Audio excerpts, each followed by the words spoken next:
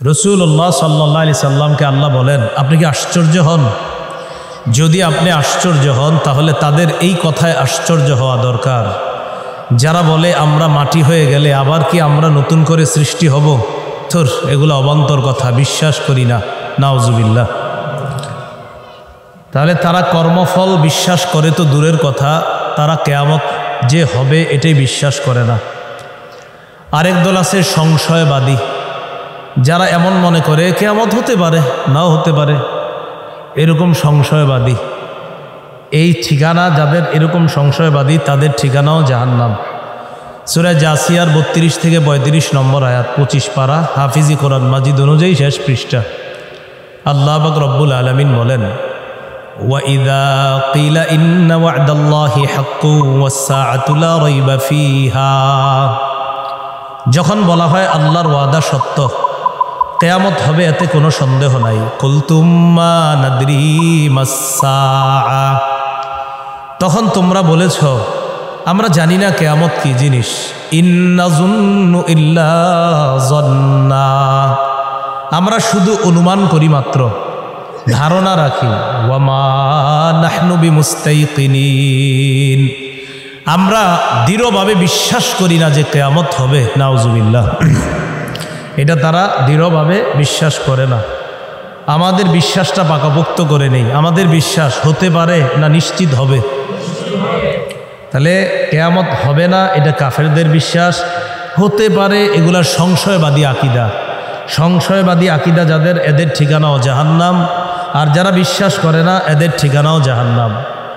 সংশয়বাদীদের ব্যাপারে আল্লাহ বলেন, ওয়াবাদা লাহুম সাইয়্যাতু মা আমিলু ওয়া হাকা বিহিম মা কানু বিহি ইস্তাহজিউন, তাদের আমলের মন্দ বিষয়টা তাদের সামনে প্রকাশ হয়ে যাবে। তারা যে উপহাস করত দিন নিয়ে, কোরআন নিয়ে, ইসলাম নিয়ে, ইসলামের ব্যাপারে তারা সংশয় প্রকাশ করত, তারা ভাবসাব এমন করত হতে পারে নাও হতে পারে, একটা ভাব নিত ইসলাম নিয়ে। এই উপহাসের কারণে তাদের উপর গজব আসবে। আল্লাহ তাদেরকে কি বলবেন? ওয়াকিলাল ইয়াউমা নানসাকুম কামা নাসিতুম লিকা ইয়াউমিকুম হাযা, আজ আমি বলবো,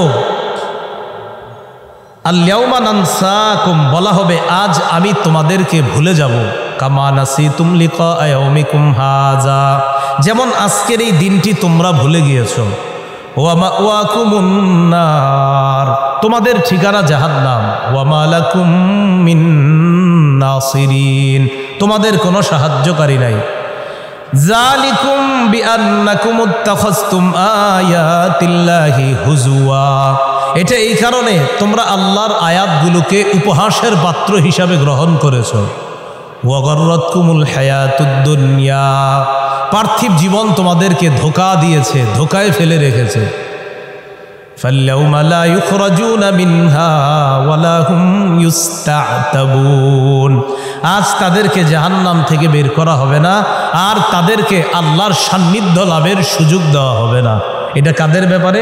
সংশয়বাদী আকীদা যারা রাখে, যে আমরা ধারণা রাখি কিয়ামতের ব্যাপারে, হতেও পারে, দৃঢ়ভাবে বিশ্বাস করি না, নাউজুবিল্লাহ। তো যারা বলে কিয়ামত বিশ্বাস করে না এরা তো জাহান্নামী, আর যারা মনে করে 50-50 চান্স, সংশয়বাদী আকীদা রাখে, এদের ঠিকানাও জাহান্নাম। তো আল্লাহ বলেন, আপনি কি তাকে দেখেছেন যে দিনকে, কর্মফলকে অস্বীকার করে? বিচার ব্যবস্থা কায়েম করার পর ওজনের পাল্লা কায়েম করা হবে, সেখানে আমলনামা ওজন করা হবে। আল্লাহ পাক রব্বুল আলামিন বলেন, ফাআম্মা মান সাকুলাত মাওয়াজিনুহু ফাহুয়া ফি ঈশাতির রাদিয়া,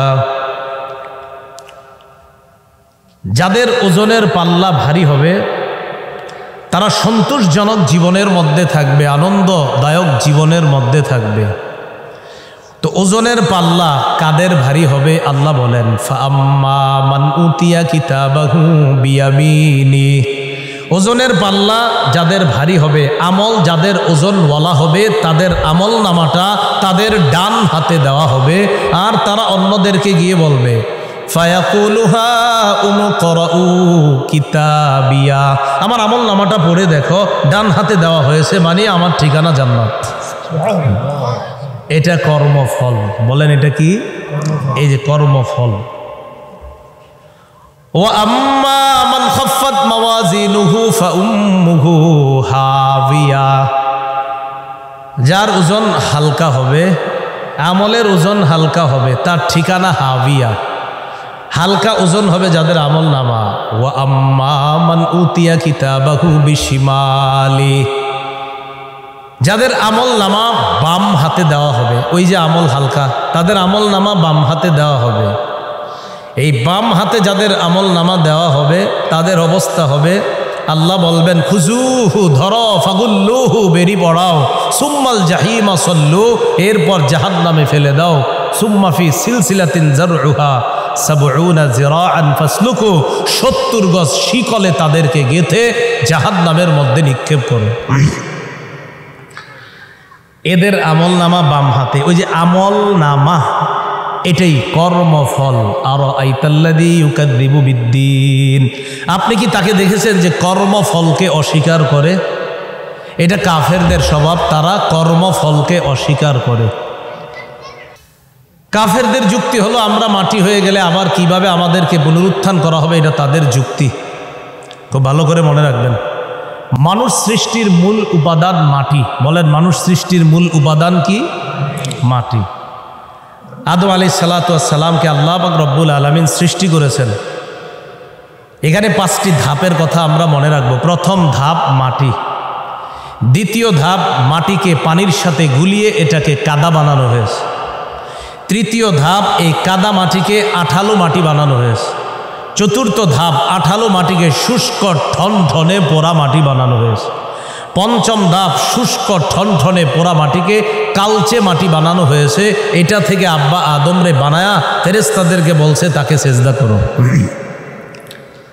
1 নাম্বার মাটি, যেমন সূরা আলী ইমরানের 59 নম্বর আয়াতে আল্লাহ বলেন, ইন্না মাসালা ঈসা ইনদাল্লাহি কামাসালি আদম খালাকাহু মিন তুরাবিন সুম্মা ক্বালা লাহু কুন ফায়াকুন।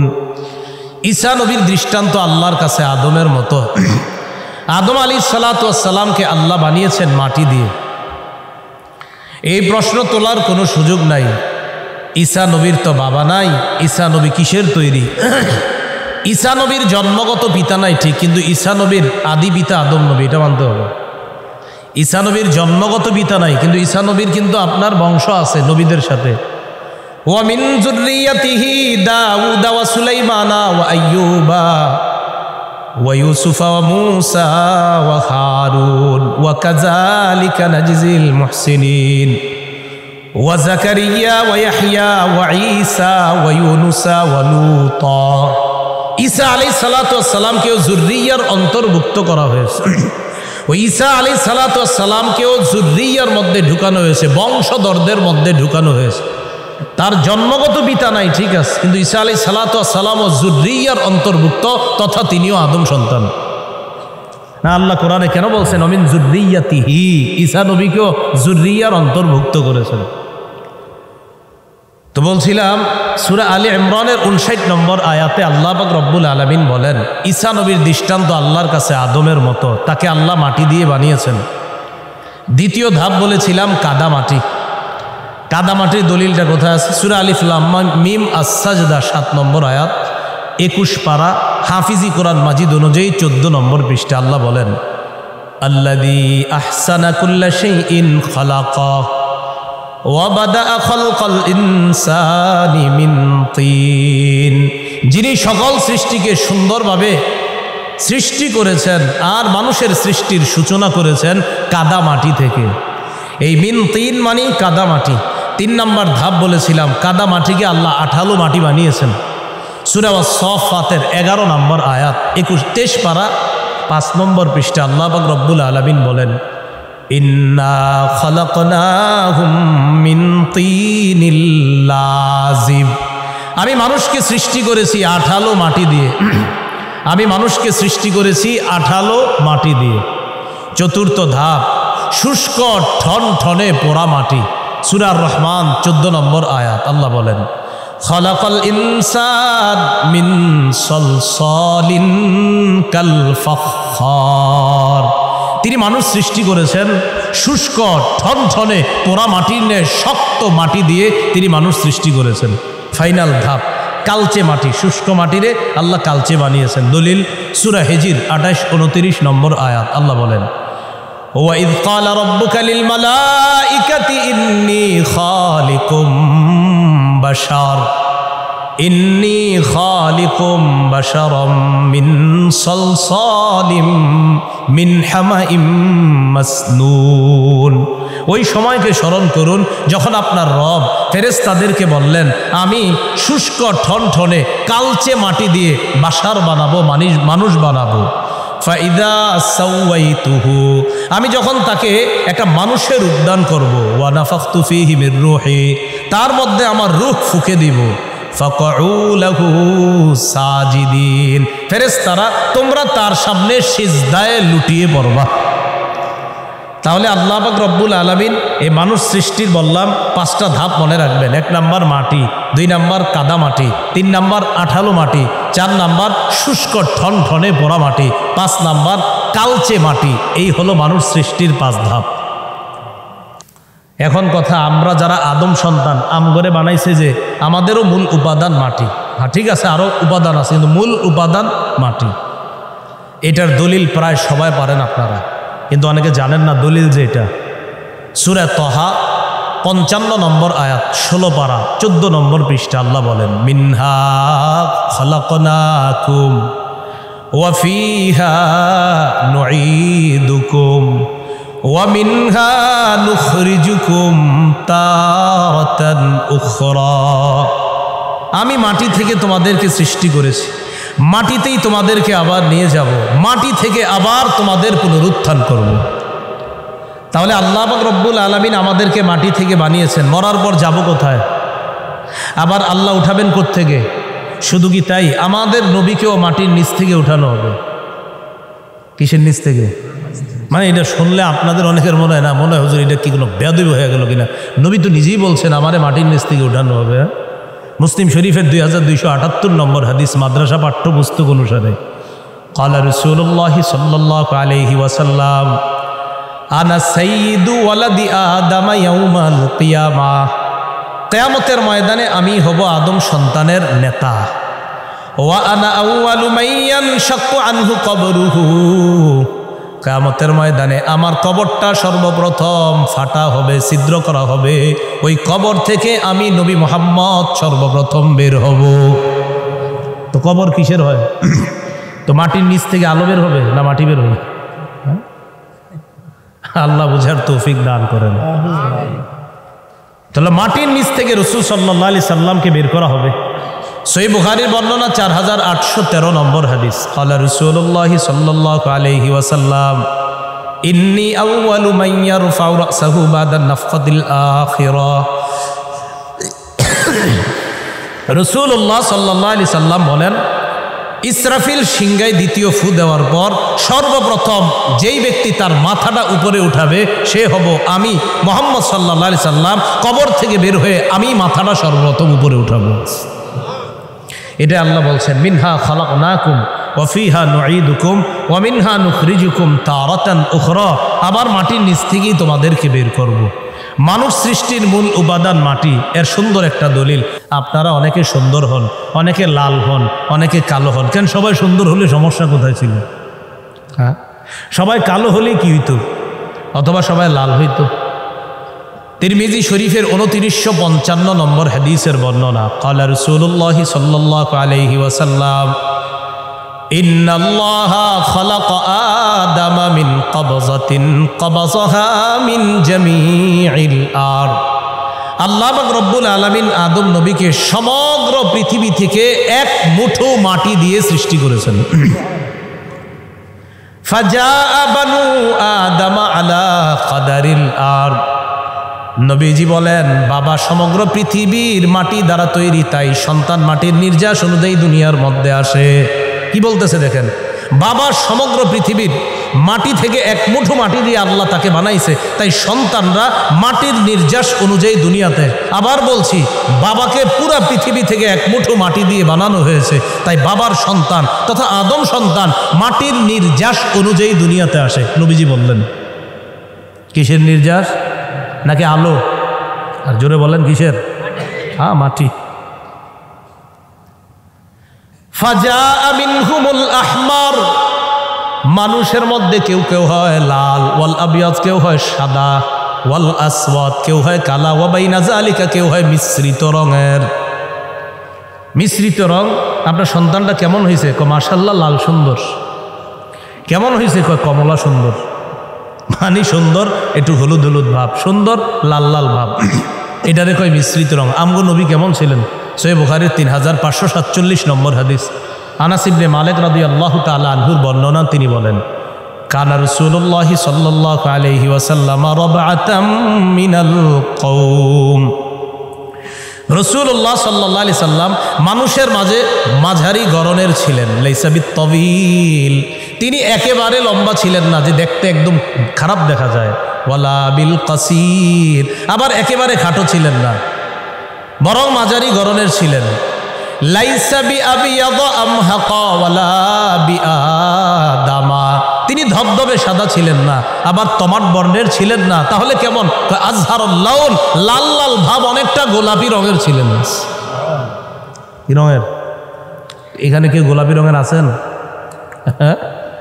রাসূল সাল্লাল্লাহু আলাইহি সাল্লাম তাহলে আদম সন্তান দুনিয়াতে আসে মাটির নির্যাস অনুযায়ী। যে বিষয়টা আমি বুঝাইতে চাইলাম, কাফেররা কয় মাটি হইলে আবার কিভাবে উঠানো হবে। এজন্য মনে রাখবেন, মানুষকে যদি মাটির তৈরি ছাড়া অন্য কিছুর তৈরি বলেন, নাস্তিক আর ইসলাম বিদ্বেষীদের কথা বলার সুযোগ খুলে যায়, তাদের কথা বলার সুযোগ তৈরি হয়ে যায়। মানুষকে মাটির তৈরি যদি বলেন, তাহলে ইসলাম বিদ্বেষীরা কথা বলার তেমন সুযোগ পায় না। এটা ভালো করে মনে রাখবেন। এ বিষয়ে আলোচনায় যাচ্ছি না আমি। মানুষকে মাটির তৈরি বলার মধ্যেই সম্মান, এটার মধ্যেই তার মর্যাদা। আর এটা বললেই অন্যপন্থী যারা আছে তারা কথা বলার সুযোগ পায় না, অন্যথায় অন্যপন্থীরাও কথা বলার সুযোগ পেয়ে যায়। এটা মনে রাখবেন। তো কাফেরদের উদ্ভট যুক্তি ছিল যে মাটি হয়ে গেলে আবার কিভাবে হব।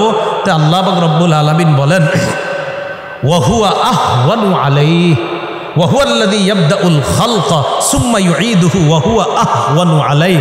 স্যাম্পল ছাড়া আমাকে আপনাকে আল্লাহ বানিয়েছেন। আল্লাহ বলেন এরপর আবার তাদেরকে পুনরাবৃত্তি করবেন আল্লাহ। আল্লাহ বলেন প্রথমবার কিছুই ছিল না, সেখান থেকে বানাইলাম। দ্বিতীয়বার যখন বানাবো, ওয়াহুয়া আহওয়ানু আলাইহি, এটা তো প্রথমবারের চেয়ে আমার কাছে আরো সহজ। কারণ প্রথমবার তুমি স্যাম্পল ছিলা না, এখন তো তুমি আসো, তোমার এই স্যাম্পল বানানো তো আরো সহজ। ওয়াহুয়া আহওয়ানু আলাইহি, আল্লাহ বলেন এটা আরো সহজ প্রথমবারের চেয়ে। তো আরো আইতাল্লাযী ইউকাজ্জিবু বিদ্দীন, কর্মফল যারা অস্বীকার করে কাফের, তারা বলে মাটি হয়ে গেলে আবার পুনরুত্থান, কর্মফল। থুর, এগুলা উদ্ভট কথা, নাউজুবিল্লাহ, এগুলা সঠিক কথা না।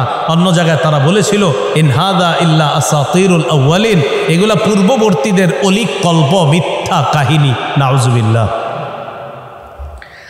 কাফেরদের আরেকটা স্বভাব, ফাযালিকাল্লাযী ইয়াদউল ইয়াতীম, এতিমকে ধাক্কা দেয়। কাফের কি করে? এতিমকে ধাক্কা দেয়। এতিমকে ধাক্কা দেওয়ার চার ব্যাখ্যা। এক নাম্বার, আল্লাযী ইয়াকহারুল ইয়াতীমা, যে এতিমকে ধমক দেয়।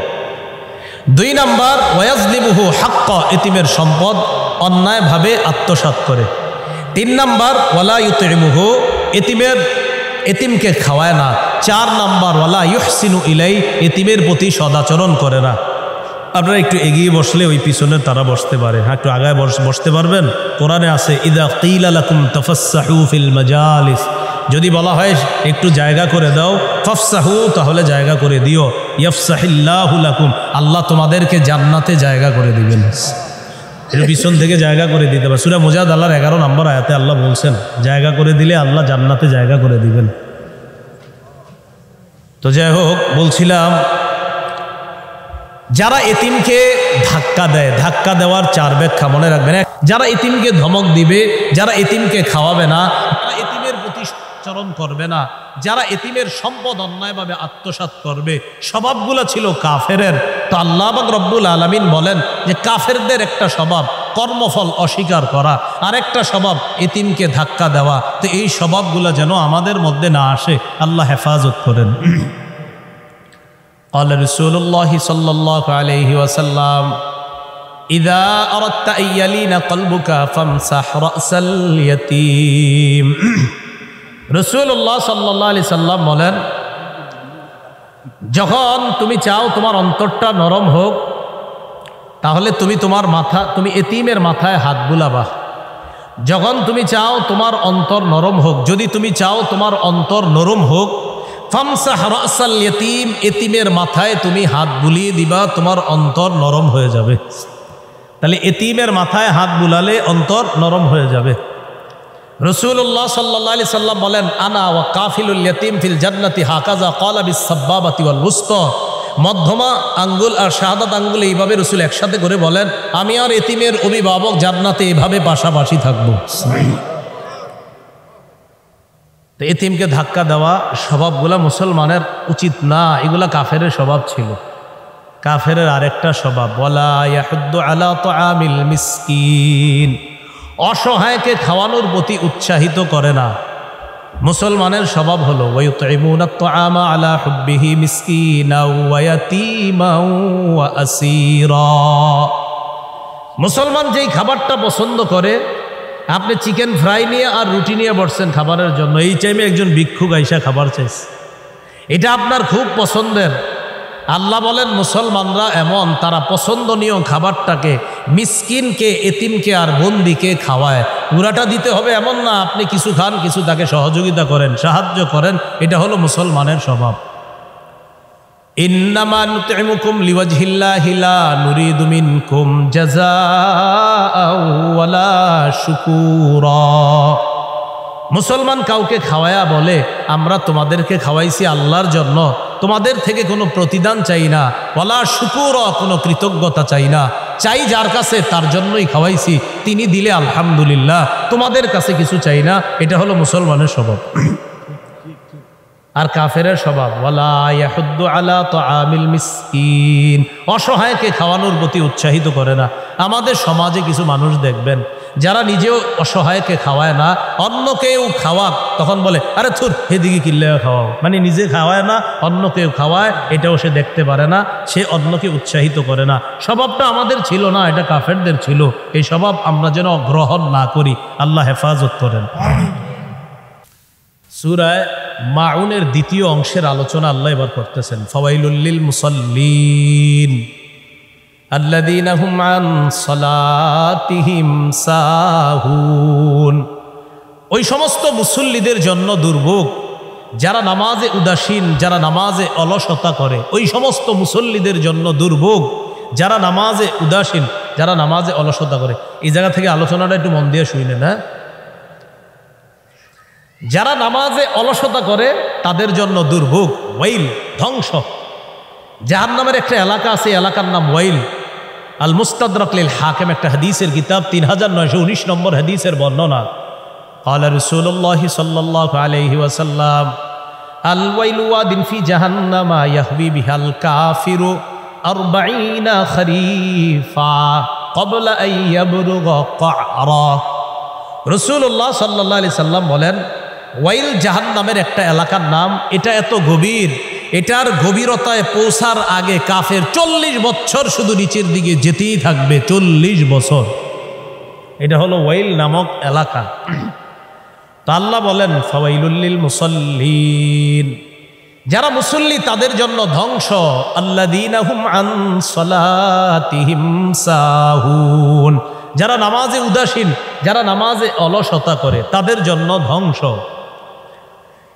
নামাজে উদাসীনের 3 ব্যাখ্যা, মনোযোগ দিয়ে শুনবো। 1 নাম্বার, আব্দুল্লাহ ইবনে আব্বাস রাদিয়াল্লাহু তাআলা আনহুমার বর্ণনা, তিনি বলেন, হুয়াল মুসাল্লি ইযা সাল্লা লাম ইয়ারজুলাহা সাওয়াবা ওয়া লাম ইয়াখশা আলাইহা ইকাবা। ওই মুসল্লি যে নামাজ পড়লে সওয়াব আছে আশা করে না। ওয়াল্লাযী ইযা লাম ইউসাল্লি লাম ইয়াখাফ আলাইহা অথবা লাম ইয়াখশা আলাইহা ইকাবা। ওই মুসল্লি যে নামাজ ছাড়লে যে শাস্তি আছে ভয় করে না। নামাজ পড়লে সওয়াব আশা করে না, নামাজ ছেড়ে দিলে তার ভয়ঙ্কর শাস্তি হবে, এটার ভয় করে না। এটা হলো অলস মুসল্লির 1 নম্বর ব্যাখ্যা। কেন নামাজ পড়েন? তো এমনি পড়ি।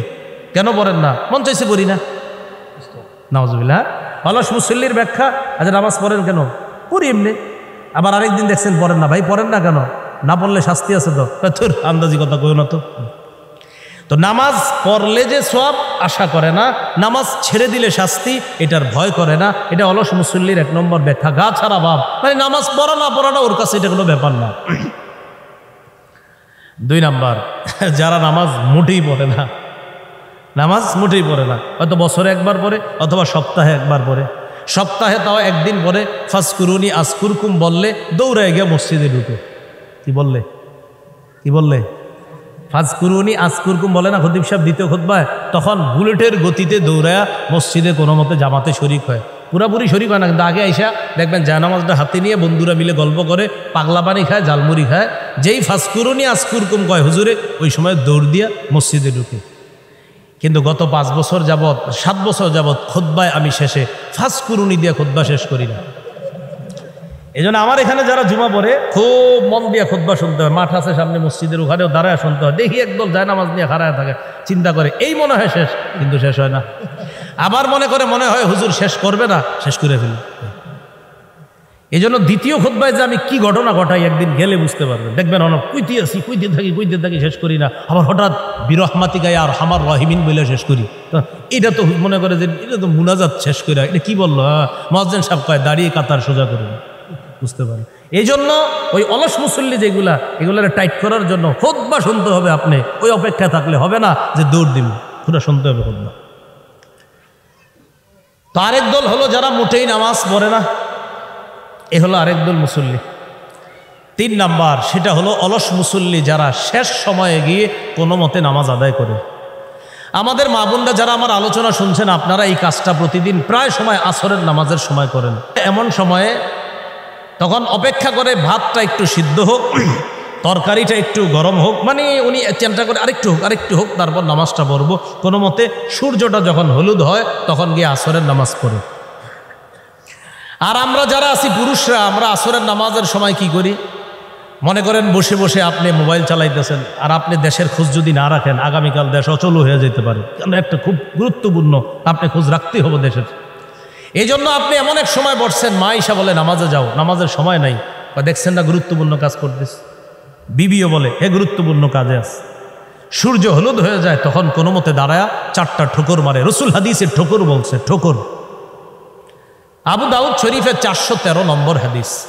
قال رسول الله صلى الله عليه وسلم تلك صلاة المنافقين تلك صلاة المنافقين تلك صلاة المنافقين। রাসূলুল্লাহ সাল্লাল্লাহু আলাইহি সাল্লাম বলেন, এটা মুনাফিকের নামাজ, এটা মুনাফিকের নামাজ, এটা মুনাফিকের নামাজ। ইয়াজলিসু আহাদুহুম, মুসলমানদের কেউ কেউ বৈশা থাকে, বৈশা অপেক্ষা করতে থাকে। হাত্তা ইদা সফরতিস শাম, সূর্যটা যখন হলুদ হয়, কামা ফানাকর আরবাআ, দাঁড়ায়া 4টা ঠোকর মারে। লা ইয়াজকুরুল্লাহ ফিহা ইল্লা কালিলা, আল্লাহর নামটাও বেশি পরিমাণ নামাজে নিতে পারে না। নবী বলছেন, ইচ্ছাকৃতভাবে এইভাবে যারা আসর নামাজ দেরি করে পড়বে, এটা মুনাফিকের নামাজ, এটা মুনাফিকের নামাজ, এটা মুনাফিকের নামাজ। আমাদের দেশের মানুষ অলসতা করি সাধারণত 3 নামাজে। বলেন কয় নামাজ? ফজর, আসর, এশা। বলেন তো কোনটা? আসর, এশা। মুসলিম শরীফের 1377 নম্বর হাদিস, মাদ্রাসা পাঠ্যপুস্তক অনুসারে 656 নম্বর হাদিস। 1377 হইল আপনাদের উস্তাদ, প্রিয় উস্তাদ পকেটে আছে মোবাইল অনুযায়ী, এই অনুযায়ী 1377। যদিও এই নাম্বার বলতে আমি বাধ্য না, এটা না মিললেও কিচ্ছু হবে না। আন্তর্জাতিকভাবে আপনাদের এই নাম্বার কিন্তু মিলে না, এটা বোনাস বইলা দিলাম। চিপা গিয়ে আবার ট্রাই করে মিলেনি, এই জন্য বলে দিস। মাদ্রাসার পাঠ্যপুস্তক অনুসারে 656, আর আপনাদের যে মোবাইল হজরত অনুযায়ী 1377। কিতাব আল মাসাজিদ ও মাওয়াদিউস সালাহ, সেজদার স্থান সমূহ এবং নামাজের স্থান। মোবাইল কেন্দ্রিক পড়াশোনা করবেন ভালো, কিন্তু এর চেয়ে বেশি ঘরকে লাইব্রেরি বানান। ঘরে কোনো লাইব্রেরি বানান, ঘরে বিশাল বড় লাইব্রেরি বানান, ঘরের মধ্যে লাইব্রেরি বানানোর চেষ্টা করেন। সন্তান আদিকে লাইব্রেরিতে খেলাধুলা করার চেষ্টা করান, লাইব্রেরিতে ওরা দৌড়াদৌড়ি করবে, এরকম লাইব্রেরি ঘরে বানান। রাসূলুল্লাহ সাল্লাল্লাহু আলাইহি সাল্লাম বলেন, মান সাল্লাল ইশা ফি জামাআহ, যে ব্যক্তি এশার নামাজ জামাতের সাথে পড়ে, ফাকান্নামা কামা নিসফাল লাইল, এশা জামাতে পড়ে যদি সে ঘুমায়া যায়, কেমন যেন অর্ধেক রাত সে দাঁড়িয়ে দাঁড়িয়ে ইবাদত করছে। আসলে আপনি ঘুমাইছেন, কিন্তু রাসূল বলে তুমি ইবাদত করছো। ওয়া মান সাল্লা সুবহা ফি জামাআ ফাকান্নামা সাল্লাল লাইলা কুল্লাহ, কোন ব্যক্তি যদি ফজরের নামাজ জামাতের সাথে পড়ে, নবীজি বলেন সে কেমন যেন সারা রাত নামাজে কাটায় দিছে।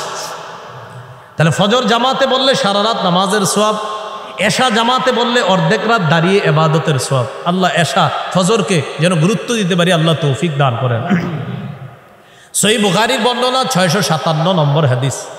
এই হাদিসের অনুবাদটা প্রথমে আমি বলবো, এরপর আমরা দুই পক্ষ মিলে বলবো। প্রথমে আমি বলবো, ক্বালা রাসূলুল্লাহ সাল্লাল্লাহু আলাইহি ওয়াসাল্লাম, লাইসা সালাতুন আসকালা আলাল মুনাফিকিনা মিনাল ফাজরি ওয়াল ইশা। রাসূলুল্লাহ সাল্লাল্লাহু আলাইহি সাল্লাম বলেন, ফজর নামাজ আর এশার নামাজের চাইতে মুনাফিকদের কাছে ভারী কোনো বস্তু নাই। আবার বলছি, রাসূলুল্লাহ সাল্লাল্লাহু আলাইহি সাল্লাম বলেন, ফজর নামাজ আর এশার নামাজের চাইতে ভারী কোনো বস্তু মুনাফিকদের কাছে নাই। এবার এক অংশ আমি বলবো, বাকিটা আপনারা। আচ্ছা বলেন তো, ফজর আর এশা কাদের কাছে ভারী? মন থেকে জোর দিয়ে বলবেন, ফজর আর এশা কাদের কাছে ভারী? তাহলে যারা ফজর এশা ইচ্ছাকৃতভাবে পড়বে না তারা আসলে তো এই জন্য পড়েন, এখন থেকে ফজর এশা পড়েন, এই মুনাফিকদের স্বভাব অর্জন করেন না, আল্লাহ হেফাজত করেন। নবীজি বলেন, লাউ ইয়ালামুনা মা ফীহিমা লাআতাউহুমা ওয়ালাউ হাবওয়া, মানুষ যদি জানতো ফজর নামাজ আর এশার নামাজের কি উপকার, হামাগুড়ি দিয়ে হলেও ফজর আর এশায় উপস্থিত হয়ে যেত। তিরমিজি শরীফের 2164 নম্বর হাদিসের বর্ণনা, আন আবি হুরায়রা রাদিয়াল্লাহু তাআলা আনহু قال قال رسول الله صلى الله عليه وسلم من صلى الصبح فهو في ذمة الله। রাসূলুল্লাহ সাল্লাল্লাহু আলাইহি সাল্লাম বলেন, যে ব্যক্তি ফজরের নামাজ পড়ে সে আল্লাহর জিম্মায় চলে যায়। ফালা ইউতবিআন্নাকুমুল্লাহু বিশাইইম মিন জিম্মাতিহি, আল্লাহ যেন তার জিম্মার ব্যাপারে কিয়ামতের মাঠে তোমাদেরকে জিজ্ঞাসা না করে। আর উদ্দেশ্য কি? তিনি ফজর পড়ছেন, আমি তার উপরে জুলুম করছি, অত্যাচার করছি, আল্লাহ কিয়ামতের মাঠে আমাকে মুখোমুখি করবে প্রশ্নের, আচ্ছা ফজর বলল আমার যে বান্দাটা সে না আমার নিয়ন্ত্রণে ছিল, আমার জিম্মায় ছিল, তুমি কেন তার উপর জুলুম করছো? ফজরকে পড়ে। এজন্য ফজর দিয়ে দিন শুরু করবো, বলেন ইনশাআল্লাহ।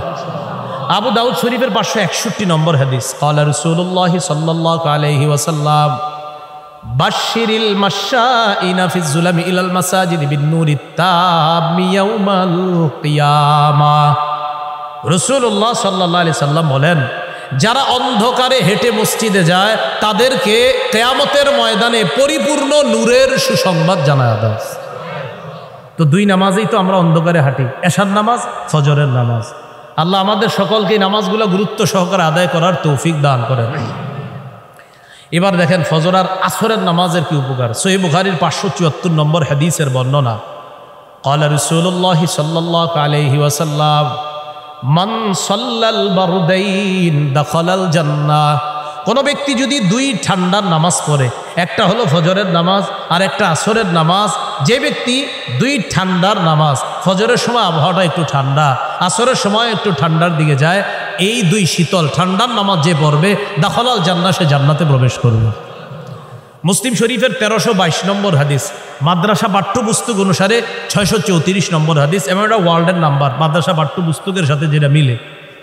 قال رسول الله صلى الله عليه وسلم لا يلج النار أحد صلى قبل طلوع الشمس وقبل غروبها। যে ব্যক্তি সূর্য উঠার আগের নামাজ পড়বে আর সূর্য ডুবার আগের নামাজ, অর্থাৎ ফজরের নামাজ আর আসরের নামাজ, নবী বলেন সে কিছুতেই জাহান্নামে প্রবেশ করবে না। বাকি তিন ওয়াক্ত না পড়লেও চলবে, পড়তে হবে, এটা গুরুত্ব। তাহলে ফজর, আসর, এশা এগুলো যারা পড়বে, অন্যগুলো এমনি পড়ে। আপনারাও দেখবেন জোহরে আর মাগরিবে লোক হয় বেশি মসজিদে, কিন্তু ওই তিন নামাজে আনফর্চুনেটলি লোক কমে যায়। কেন জানো? আল্লাহ জানে। ফজরে কমার কারণ রাত 3টা-4টা পর্যন্ত ব্যস্ত আছে, খুব ব্যস্ত, মহাব্যস্ত, 4টায় ঘুমায়, এরপরে আর ফজর পড়ে না। আসরের নামাজে মাঠে ঘাটে অলসতা, এশার নামাজ পড়ে না, ইবলিস বুঝায় এত লম্বা সময় থাকতে, শীতকাল, আরে কত লম্বা, কেন তুমি 7:30টায় এশা পড়বা, আরো দেরি করে পড়ো।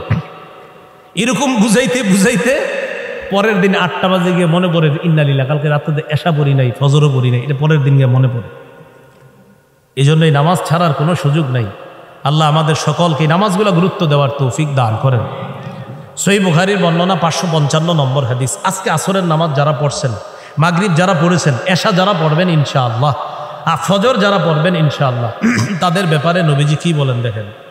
ক্বালা রাসূলুল্লাহ সাল্লাল্লাহু আলাইহি ওয়াসাল্লাম ইয়াতাআকাবুনা ফীকুম মালাইকাতুম বিল-লাইলি ওয়া মালাইকাতুম বিন-নাহার। তোমাদের কাছে পালাক্রমে 2 দল ফেরেশতা আসে, একদল রাতের ফেরেশতা, আরেক দল দিনের ফেরেশতা। ওয়ায়াজতামিউনা ফি সালাতিল আসরি ওয়াল ফাজরি। এই ফেরেশতারা একত্রিত হয় আসরের সময় আর ফজরের নামাজের সময়। আজকে আসরের সময় একদল চলে এসেছে, তারা এখন আমাদের নিয়ন্ত্রণ করতেছে, আমাদেরকে দেখতেছে, আমাদের এই আলোচনাও শুনতেছে। ফজরের নামাজের সময় তারা চলে যাবে। সুম্মা ইয়ারজুল্লাযীনা বাতু ফীকুম। যারা রাতে ছিল থাকবে, তারা আল্লাহর কাছে চলে যাবে। ফায়াসআলুহুম ওয়া হুয়া আ'লামু বিহিম। আল্লাহ আমাদের ব্যাপারে জিজ্ঞাসা করবেন, যদিও আল্লাহ আমাদের ব্যাপারে ফেরেশতাদের চেয়ে বেশি জানেন, এরপরেও জিজ্ঞাসা করবেন কাইফা তারাকতুম ইবাদি। আচ্ছা, আমার বান্দাদেরকে কোন অবস্থায় রেখে এসেছো দুনিয়াতে? ফেরেশতারা বলবে আল্লাহ আতাইনাহুম ইউসাল্লুনা তারাকনাহুম ইউসাল্লুনা। আল্লাহ যখন গিয়েছি আসর নামাজ পড়তেছিল, যখন চলে আসলাম ফজর নামাজ পড়তেছে। যারা ঘুমিয়ে থাকবেন তাদের ব্যাপারেও এটা বলবে না। তাহলে ফজর আর আসর যারা পড়তেছে দেখেন, ফেরেশতারা বলতেছে আল্লাহ আশ্চর্য বান্দা, গেলাম নামাজে পাইলাম, আসলাম নামাজে রেখে আসলাম। আল্লাহরে দেখতে চাই না সবাই? আসলে সহিহ বুখারীর 573 নম্বর হাদিসের বর্ণনা, জারীর ইবনে আব্দুল্লাহর বর্ণনা রাদিয়াল্লাহু তাআলা, তিনি বলেন কুন্না ইনদান নবী সাল্লাল্লাহু আলাইহি ওয়াসাল্লাম, আমরা নবীজির কাছে ছিলাম। ইয নাযারা ইলাল কমারি লাইলাতাল বাদরি। নবীজি পূর্ণিমার চাঁদের রাতে আকাশের চাঁদের দিকে তাকাইলেন। তাকানোর পর বললেন আমা ইন্নাকুম সাতারাউনা রাব্বাকুম কামা তারাউনা হাযা লা তুযাবুনা ওয়া ফি রিওয়ায়া লা তুযাহুনা ওয়া ফি রিওয়ায়া লা তুদারুনা ফি রুয়াতিহি। আসমানের চাঁদটা যেমন স্পষ্ট দেখতে পাও, আল্লাহকে তোমরা ভিড় করা ছাড়া শান্ত মাথায় সুস্থতার সাথে আরামে নিরাপদে এই চাঁদের মতো স্পষ্ট আল্লাহকে দেখতে পাবে। তো নবীজি বলেন আল্লাহরে যদি দেখতে চাও, ফাইন ইসতাতাতুম আল্লা তুগলাবু আলা সালাতিন ক্বাবলা তুলুইশ শামসি ওয়া ক্বাবলা গুরুবিহা ফাফআলু। যদি তোমরা পারো তাহলে 2 নামাজ যেন তোমাদেরকে পরাজিত করতে না পারে। যদি পারো 2 নামাজ যেন তোমাদেরকে পরাজিত করতে না পারে। একটা হলো ফজরের নামাজ, আরেকটা হলো আসরের নামাজ। এই 2 নামাজ যেন তোমাদেরকে পরাজিত করতে না পারে, তাহলে আল্লাহকে দেখা তোমাদের জন্য সহজ হয়ে যাবে। এই নামাজগুলো যেন তোমাদেরকে পরাজিত করতে না পারে, এগুলা যদি পারো ঠিক মতো অন্যগুলো অনায়াসে পড়বা, তাহলে তোমার যে আল্লাহকে দেখা সহজ হয়ে যাবে। সহিহ বুখারীর বর্ণনা 1142 নম্বর হাদিস। ক্বালা রাসূলুল্লাহ সাল্লাল্লাহু আলাইহি ওয়াসাল্লাম ইয়াকিদুশ শাইতান আলা কাফিয়াতি রাসি আহাদিকুম সালাসা উকাদ ইদা হুয়া নামা। নবীজি বলেন আমরা যখন কেউ ঘুমাই তখন ইবলিস আমাদের মাথার এই উপর মধ্যে 3টা গিট লাগায়। বলেন কয়টা গিট দেয়? এই হাদিস যখন আমি পড়ি আমার একটু হাসি ওঠে একটা কারণে। আপনাদের কি বলবো কারণটা? আমি চিন্তা করি ইবলিস তো গিট দেয় যারা ঘুমায় না, এই জন্য হাসি ওঠে। গিট দেয় কাদেরকে? যারা যে ঘুমায় না। তারা না বলতে যদি ইবলিসই কামে থাকে, ইবলিস মনে হয় কয় তুমি আমারে নিয়ে আসো, সমস্যা নেই, থাকো, আমি অন্যদের কাছে যাই, এদেরকে ফজর থেকে দূরে রাখতে হবে, আমি ওখানে গিয়ে কাজ করি।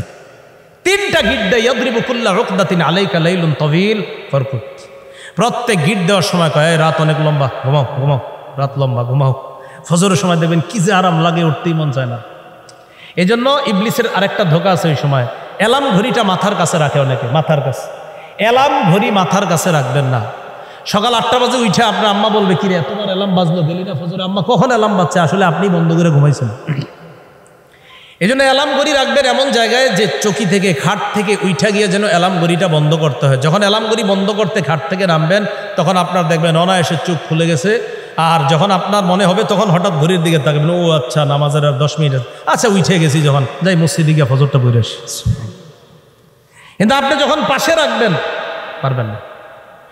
এই জন্য অ্যালার্ম ঘড়ির মাথার পাশে রাখবেন না, ও আপনার ধোকা দিবে, দূরে রাখবেন। আর মেজাজটা দেখবেন খারাপ হয় অ্যালার্ম যখন বাজে, আসলে কিন্তু খারাপ, আমারও হয়, তো খারাপ হওয়ারই কথা। আর মেজাজ খারাপ হইলে কি করবেন, ওইটা বন্ধ না করলেও তো মেজাজ আর যাবে না, এই জন্য উঠতেও হবে। আর বন্ধ যখন করবেন তখন বলবেন থুর উঠেই যখন গেছি যাই মসজিদে গিয়ে নামাজ পড়ে আসি। হ্যাঁ, তো রাসূলুল্লাহ সাল্লাল্লাহু আলাইহি ওয়াসাল্লাম বলেন যে 3টা গিট দেয়, 3 গিটের মধ্যে প্রত্যেকটা গিট দেওয়ার সময় বলে রাত অনেক লম্বা, তুমি ঘুমাও, রাত অনেক লম্বা, তুমি ঘুমাও। ফাইন ইস্তাইকাযা সুম্মা যাকারাল্লাহ। আপনারা আবার চা কিন্তু ধূমপানের সাথে মিলেন না, নাউজুবিল্লাহ। এটা এমনি বললাম, চা আর ধূমপান এক না, চা পান এটা জায়েজ আছে, নাউজুবিল্লাহ। চা তো ভালো জিনিস, স্বাস্থ্যের জন্য ভালো। মানে আমার অভ্যাস নাই, আর বিষয়টা আমার অভ্যাস নাই বলতে বছরে 1-2 বার এরকম আর, অর্থাৎ ওরকম না। হ্যাঁ হ্যাঁ, বয়ানের সময় আমি চা পান অভ্যাস নাই আর কি, খাই না। তো রাসূলুল্লাহ সাল্লাল্লাহু আলাইহি সাল্লাম বলেন 3টা গিট দেয়, প্রত্যেক গিটের সময় বলে রাত অনেক লম্বা, তুমি ঘুমাও, রাত অনেক লম্বা, তুমি ঘুমাও। ফাইন ইস্তাইকাযা, বান্দা যখন জাগ্রত হয়, জাগ্রত হওয়ার পর যখন আলহামদুলিল্লাহিল্লাযী আহইয়ানা বা'দামা আমাতানা ওয়া ইলাইহিন নুশুর এটা পড়ে, অর্থাৎ আল্লাহর নাম নেয়, ইনহাল্লাত উকদা, সাথে সাথে তার একটা গিট খুলে যায়। ওয়াইন তাওয়াদ্দা, যখন বান্দা উযু করে ইনহাল্লাত উকদা, তার দ্বিতীয় গিটটা খুলে যায়। রইল কয়টা? ওয়াইন সাল্লাহ, যখন ফজরের নামাজ পড়ে ইনহাল্লাত উকদা, তার 3 নম্বর গিটটাও খুলে যায়। এরপর নবীজি বলেন ফাসবাহা নাশীতান নাফসি, উৎফুল্ল মনে তার সকালটা শুরু হয়, তার দিনটা শুরু হয়। ওয়া ইল্লা আসবাহা খাবিসান নাফস, অন্যথায় সে তার দিনটা শুরু হয় একটা খারাপ মন মানসিকতা নিয়ে, তার দিন শুরু হয় অলস ভঙ্গিতে শুরু হয়, সবার সাথে দেখবেন ঝগড়া করে, মেজাজটা খারাপ, কারো কথা ভালো লাগে না। আল্লাহ আমাদেরকে ফজরের মাধ্যমে দিন শুরু করার তৌফিক দান করেন। ফজরের সময় দিন শুরু করা কেন দরকার? সহিহ বুখারীর বর্ণনা 3343 নম্বর হাদিস, রাসূলুল্লাহ সাল্লাল্লাহু আলাইহি সাল্লাম বলেন নুসিরতু বিস সাবা, আমাকে ভোরের হাওয়া দ্বারা সাহায্য করা হয়েছে। সুবহানাল্লাহ, আমাকে ভোরের হাওয়া দ্বারা সাহায্য করা হয়েছে। ওয়া উহলিকাত আদুন বিদ্দাবুর, পশ্চিমের প্রচণ্ড ঠান্ডা বাতাস দ্বারা আদ জাতিকে ধ্বংস করা হয়েছে, আর আমাকে ভোরের হাওয়া দ্বারা সাহায্য করা হয়েছে। এখন ভোরের হাওয়া কারা পাবে? যারা ফজরের নামাজ পড়বে। এজন্য ফজর পড়ার পর আপনি ভোরের হাওয়াটা যদি চান, দেখবেন ফজর পরে একটু ভোরের হাওয়ায় হাঁটবেন, আপনার স্বাস্থ্যের জন্য যে কত ভালো এটা আপনি কল্পনা করতে পারবেন না, এবং দেখবেন মনেও একটা ভালো লাগে। বাকি আপনাদের কাছে আমার পরামর্শ হলো, ফজর পড়ার পর সূর্য ওঠা পর্যন্ত একটু অপেক্ষা করবেন, জিকির করবেন। সূর্য ওঠার পর 2 রাকাত ইশরাকের নামাজ পড়বেন, এরপরে আপনি বাসায় যাবেন। তিরমিজি শরীফের 586 নম্বর হাদিসের বর্ণনা, রাসূলুল্লাহ সাল্লাল্লাহু আলাইহি সাল্লাম বলেন মান সাল্লাল গাদাতা ফি জামাআ, কেউ যদি ফজরের নামাজ জামাতের সাথে পড়ে, সুম্মা কাদা ইয়াজকুরুল্লাহ হাত্তা তাতলু আলাইহিস শামস, এরপর সূর্য ওঠা পর্যন্ত তিনি অপেক্ষা করবেন। করার পর সুবহানাল্লাহ, আলহামদুলিল্লাহ, আল্লাহু আকবার, এই জিকিরগুলা করবে। করার পর মানে যেই জিকির পারে, কায়দা পড়তে পারে, আমপারা পড়তে পারে, কোরআন পড়তে, এগুলোও জিকির। কায়দা পড়া, আমপারা পড়া, কোরআন পড়া, এগুলোও জিকির, কোনো সমস্যা নেই। এরপর সূর্য ওঠার পর সুম্মা সাল্লা রাকাতাইন, 2 রাকাত নামাজ পড়বে। কানাত লাহু কাজরি হাজ্জাতিন ওয়া উমরাতিন তাম্মাতিন তাম্মাতিন তাম্মা, তার আমলনামায় পরিপূর্ণ একটা হজ উমরার সওয়াব লিপিবদ্ধ হয়ে যায়। তাহলে ভোরের হাওয়া আমরা যারা চাবো, ফজরের নামাজটা অবশ্যই পড়ব। তিরমিজি শরীফের 1212 নম্বর হাদিসের বর্ণনা, রাসূলের এক সাহাবী নাম সখর আল গামিদি রাদিয়াল্লাহু তাআলা, তিনি বলেন রাসূলুল্লাহ সাল্লাল্লাহু আলাইহি সাল্লাম বলেছেন আল্লাহুম্মা বারিক লি উম্মতি ফি বুকুরিহা, আল্লাহ আপনি আমার উম্মতের ভোর বেলার সময়ে বরকত দিয়ে দেন। এই জন্য হেফজখানার ছাত্রগুলা 4টা 4:30টায় কেন উঠানো হয় বলেন? ওই সময় তাদের মেধা শার্প থাকে, ভোরের বরকতি হাওয়া আসে। এই জন্য অন্য সময় 1 ঘন্টায় যা মুখস্থ হবে, তখন কম সময়ে আল্লাহ তাদেরকে ওগুলা মুখস্থ করার তৌফিক দিয়ে দেয়। এই জন্য রাসূল সাল্লাল্লাহু আলাইহি সাল্লাম বললেন, আল্লাহ আমার উম্মতের ভোর বেলার সময়ের মধ্যে আপনি বরকত দান করেন, ভোর বেলার সময়ে আপনি বরকত দান করেন। বর্ণনাকারী সাহাবীর নাম সফর কানা রজুলান তাজিরও, তিনি একজন ব্যবসায়ী ছিলেন। তিনি তার সকল ব্যবসা সকালে শুরু করতেন। হাদিসে আসছে আল্লাহ তাকে এত পরিমাণ বরকত দান করছেন, সম্পদের, হালাল সম্পদের প্রাচুর্যতা আল্লাহ তাকে দান করছেন। কেন? নবীজি বলছে ভোরে বরকত। এই জন্য আমি মাঝে মাঝে চিন্তা করি, দেখবেন আমাদের অনেক মানুষ আহারে খেটে খাওয়া মানুষ, ফুলকপি বাঁধাকপি মরিচগুলা রাত 4:30টায় উঠায়, শীত দিয়া উঠায়া এইভাবে আপনি দেখবেন ঘাম ঝরাইতে ঝরাইতে বাজারে নিয়ে যায়। বরকতি সময় কিন্তু ব্যবসাটা শুরু করছে, খালি যদি ফজরের নামাজটা পড়তো, এই ব্যবসা দিয়ে আল্লাহ তাকে ভরপুর প্রচুর পরিমাণ বরকত দান করতেন। হ্যাঁ, সবজি বিক্রেতারা কিন্তু ওই সময় তাদের ইয়াটা শুরু করে। তা রাসূল সাল্লাল্লাহু আলাইহি সাল্লাম ওই সময় বরকতের দোয়া করছে, আল্লাহ আমার উম্মতের ভোরের সময়টা আপনি বরকত দান করেন। এইভাবে আমরা আমাদের দিনটা শুরু করার চেষ্টা করব ইনশাআল্লাহ। মনে আসেনি আল্লাযীনা হুম আন সলাতিহিম সাহুন, যারা নামাজে উদাসীন। কয় নামাজে আমরা উদাসীন? সাধারণত 3 নামাজ, ফজর, আসর, এশা। এই নামাজগুলো আমরা উদাসীনতা করব না, আল্লাহ আমাদেরকে হেফাজত করেন। এরপর আল্লাহ বলেন আল্লাযীনা হুম ইউরাউন, মুনাফিকদের আরেকটা বৈশিষ্ট্য, তারা মানুষকে দেখানোর জন্য নামাজ পড়ে। সূরা নিসার 142 নম্বর আয়াতে আল্লাহ বলেন ইন্নাল মুনাফিকিনা ইউখাদিউনাল্লাহা ওয়া হুয়া খাদিউহুম, মুনাফিকরা আল্লাহকে ধোঁকা দেয় অথচ আল্লাহ তাদেরকে ধোঁকায় ফেলে রাখছে। ওয়া ইযা কামু ইলাস সালাতি কামু কুসালা, তারা যখন নামাজে দাঁড়ায় অলস ভঙ্গিতে দাঁড়ায়। ইউরাউনান নাস, এরা মানুষকে দেখানোর জন্য নামাজ পড়ে। ওয়ালা ইয়াজকুরুনাল্লাহা ফিহা ইল্লা কালিলা, বেশি জিকিরও করে না নামাজের মধ্যে, লম্বা কেরাতও নেয় না, মানুষকে দেখানোর জন্য শুধু নামাজ পড়ে। এক্ষেত্রে একটা মাসালা মনে রাখবো, মনে করেন আমরা কেউ আল্লাহকে খুশি করার জন্য নামাজ পড়ছি, আল্লাহকে খুশি করার জন্য। তো নামাজের পরে আমারে কেউ বলল আপনার নামাজটা খুব সুন্দর, খুশি করার উদ্দেশ্য ছিল কাকে? আল্লাহকে। এরপরেও যদি মানুষ প্রশংসা করে, এটা রিয়া হবে না, এটা মানুষকে দেখানো হবে না। নবীজির এক সাহাবী প্রশ্ন করলেন, হুজুর মানুষকে দেখানোর জন্য নামাজ পড়লে রিয়া হয় বুঝলাম, কিন্তু কেউ যদি আল্লাহকে দেখানোর জন্য নামাজ পড়ে এরপরেও যদি মানুষ প্রশংসা করে, সেক্ষেত্রে কি করণীয়? নবীজি বললেন তিলকা আজিলু বুশরাল মুমিন, এটা মুমিনের নগদ সুসংবাদ। তাহলে আল্লাহকে দেখানোর জন্য পড়ছেন কিন্তু প্রশংসা করছে আরেকজন, এটা আপনার জন্য নগদ সুসংবাদ। মুনাফিকদের আরেকটা বৈশিষ্ট্য ওয়ায়ামনাউনাল মাউন, তারা ছোটোখাটো জিনিস, ওই সামান্য জিনিসগুলাও পাশের কাউকে ধার দিতে তারা কৃপণতা করত। তো এই স্বভাবগুলো যেন আমাদের মধ্যে না আসে। অনেক সময় মেহমান আসলে বাসায় অনেক কিছু প্রয়োজন পড়ে, পাশের ঘরে গিয়ে চায় যে 1 ঘন্টা আধা ঘন্টা আজকে বিকালে আপনার জিনিসটা দিয়ে দিব। আমার ছেলেটা মাদ্রাসায় যাবে মক্তবে, ওর পাঞ্জাবিটা হঠাৎ ছিঁড়ে গেছে, একটু সুইটা দেন, সুই সেলাই করে আবার দিয়ে দিচ্ছি। তখন আপনার পাশের ঘরের যিনি, আপনার কর্তব্য হলো তাকে এই সুই দিয়ে সুতা দিয়ে সহযোগিতা করা, এটা মাউন, এটা দিতে অস্বীকার না করা। এই স্বভাবটা এটা মুসলমানের হতে পারে না, এটা অন্যদের ছিল এইগুলো জিনিসগুলো দেওয়া। বাকি আপনারা আবার যারা নিবেন মনে করে দিয়ে দিন, যারা নেয় আবার নিলে আর দিতে চায় না, বিষয়টা যেন এমন না হয়। আমরা যারা এই জিনিসগুলো নিব আবার দিয়ে দিব। তো এইভাবে আল্লাহ 2 অংশে সূরাটা করলেন।